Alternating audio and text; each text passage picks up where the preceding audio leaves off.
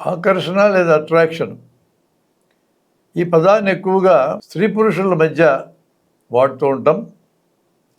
యుక్త వయస్సు రాగానే స్త్రీలో కానీ పురుషుల్లో కానీ ఆ యుక్త వయస్సులో తయారయ్యే హార్మోన్స్ తయారవుతాయి. ఈ హార్మోన్ల వలన శరీరంలో మార్పులు, ఆలోచనల మార్పులు, భావోద్వేగాల్లో మార్పులు, భావోద్రేకాలలో మార్పులు ఇవన్నీ జరుగుతూ ఉంటాయి.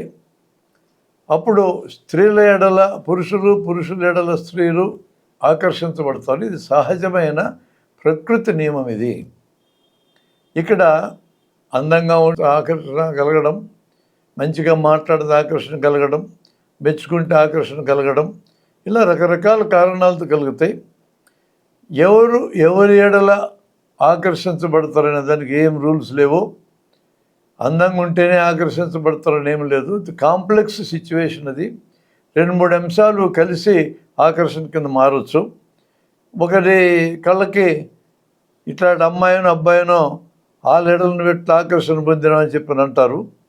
కానీ నా కళ్ళు పెట్టుకుని చూడటువంటి వాళ్ళు ఎవడి కళ్ళు ఎవడు పెట్టుకొని చూడలేరు. ఎవరికి ఆకర్షణ అది వాళ్ళ సూత్రాలను బట్టి నడుస్తూ ఉంటుంది. ఆ వయసులో ఆకర్షణ సహజంగా జరుగుతుంది. ప్రేమ అనేది మళ్ళీ వేరండి. ప్రేమ అనే దాంట్లో ఆకర్షణకు భాగం. అంతకంటే మించి ఏంటంటే ఆకర్షణలో నాకేం ప్రయోజనం, ఇతరుల నుంచి నాకేం ప్రయోజనం అని చూస్తారు.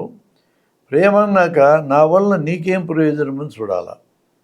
అది ఆ చిన్న తేడా ఉంది. చిన్న తేడానే కానీ చాలా పెద్ద తేడా కింద మారుతుంది. అది ఆకర్షణ ఉన్నప్పుడు అవతల వ్యక్తి నేను కోరుకున్నట్టు లేకపోతే నేను ఎట్లాగైనా పొందాలనే కోరిక కలగడం, పొందలేకపోతే అవతల వ్యక్తికి నష్టం చేయాలనడం, ఈ గొంతులు కోసే కార్యక్రమాలు, యాసిడ్ జల్లే కార్యక్రమాలన్నీ ఆకర్షణతో జరిగేవే. ప్రేమ అన్నప్పుడు అవతల వ్యక్తి నిరాకరిస్తే, నీకు ప్రేమించటం హక్కు నీకెంత ఉందో నిరాకరించే హక్కు అవతల వాళ్ళకి అంత ఉంటుందని గుర్తించినప్పుడు, నేను నిజంగా ప్రేమిస్తే అవతల వ్యక్తి క్షేమాన్ని నేను కోరుకోవాలనే ఆలోచన వచ్చినప్పుడు ఇలాంటి దౌర్జన్యపూరితమైన ప్రవర్తన మనిషికి ఉండదు.